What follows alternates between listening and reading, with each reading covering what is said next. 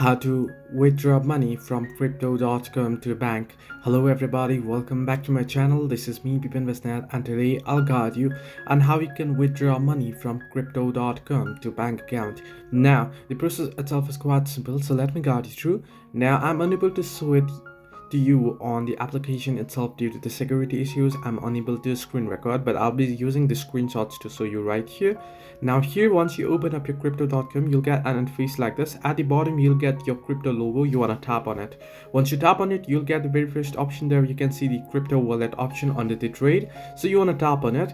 There, what you want to do is you want to select one of your cryptocurrencies that you want to sell in order to gain cash first. So you want to go ahead and sell your crypto, and you want to confirm it, and you'll get the cash. Right, once you get it, you want to tap on your crypto logo again on the home page, and then tap on fiat wallet option that you can see 2 steps below the crypto wallet that you went to previously.